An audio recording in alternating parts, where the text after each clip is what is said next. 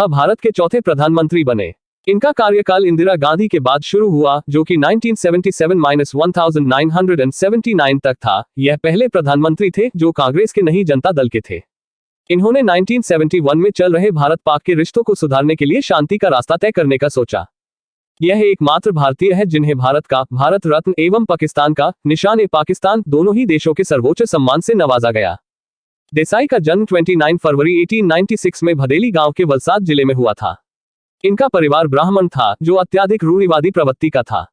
देसाई जी के पिता एक अध्यापक के रूप में कार्यरत थे। इनकी प्रारंभिक शिक्षा संत भुसार सिंह हाई स्कूल में हुई। आगे के कॉलेज की पढ़ाई देसाई जी ने मुंबई के विल्सन कॉलेज से पूरी की।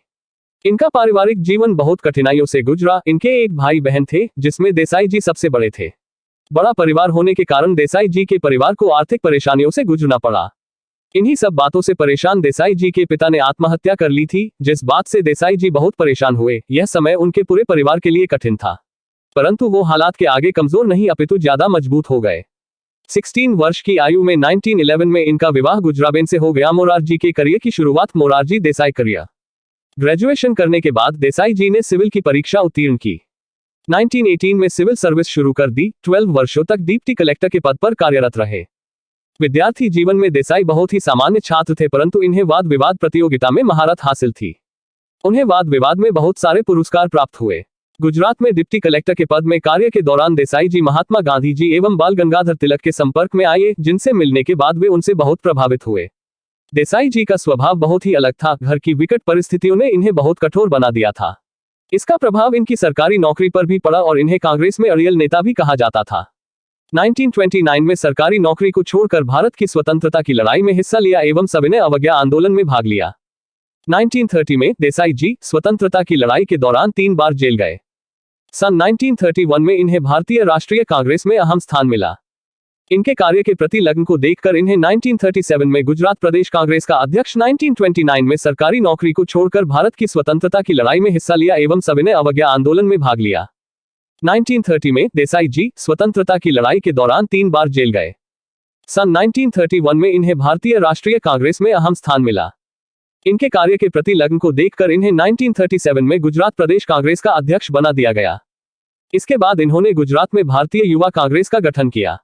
देसाई जी को सरदार वल्लभ भाई पटेल ने इस युवा कांग्रेस का अध्यक्ष बना दिया। यह राजस्व एवं गृह मंत्री भी रहे। देसाई जी कट्टर गांधीवादी नेता एवं उच्च चरित्र का पालन करने वाले व्यक्ति थे। इन्होंने उस वक्त फिल्मों में होने वाले अभद्र चित्रण का विरोध किया। 1937 में इन्हें रेवेन्यू, एग्रीकल्चर एवं फॉरेस्ट डिपार्टमेंट का मंत्री नियुक्त किया गया। महात्मा गांधी जी द्वारा किए गए सत्याग्रह आंदोलन में हिस्सेदारी के कारण इन्हें जेल भेजा गया, जहां से देसाई जी अक्टूबर 1941 में मुक्त हुए। 1942 में भारत छोड़ो आंदोलन के लिए उन्हें फिर से गिरफ्तार कर लिया गया। फिर देसाई जी 1945 में बाहर आए, बना दिया गया। इसके बाद इन्होंने गुजरात में भारतीय युवा कांग्रेस का गठन किया। देसाई जी को सरदार वल्लभ भाई पटेल ने इस युवा कांग्रेस का अध्यक्ष बना दिया। यह राजस्व एवं गृह मंत्री भी रहे। देसाई जी कट्टर गांधीवादी नेता एवं उच्च चरित्र का पालन करने वाले व्यक्ति थे।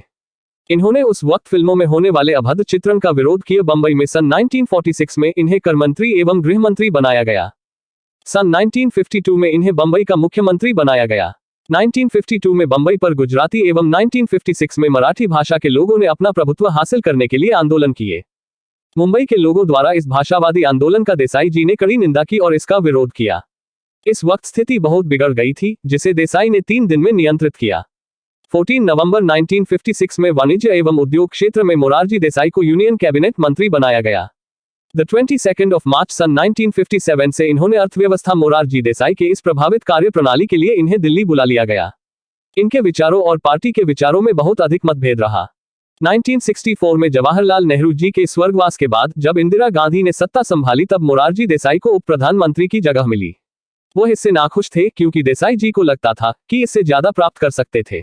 इंदिरा गांधी व देसाई जी के बीच संबंध अच्छे नहीं थे। किसी बात को लेकर दोनों के बीच काफी वाद विवाद हुआ, जिससे देसाई जी के आत्मसम्मान को गहरा आघात हुआ। वैचारिक मतभेद इतना बढ़ गया कि 1969 में कांग्रेस पार्टी के 2 टुकड़े हो गए। मोरारजी ने उप प्रधानमंत्री के पद को त्याग दिया। मोरारजी देसाई और इंदिरा के बीच कटु शब्दों की राजनीति चलने लगी। मोरारजी ने विरोधी पार्टी की कमान संभाली और 1971 में पुनः चुनाव लड़ा। देसाई जी ने इंदिरा के खिलाफ याचिका दायर की, जिसके तहत इंदिरा गांधी को चुनाव से दूर रहने को कहा गया। देसाई जी गुजरात के सूरत से लोकसभा चुनाव की सीट के लिए विजयी रहे। इन्हें संसद में जनता पार्टी का लीडर बनाया गया। इसके बाद 1977 के चुनाव के परिणाम स्वरूप जनता पार्टी को बहुमत मिला और देश में पहली बार गैर कांग्रेस सरकार ने सत्ता संभाली। द 24 ऑफ मार्च 1977 को मोरारजी देसाई को प्रधानमंत्री बना दिया गया। मोरारजी देसाई ने बहुत समझदारी से भारत पाक के रिश्ते सुधारे, साथ ही उन्होंने 1962 में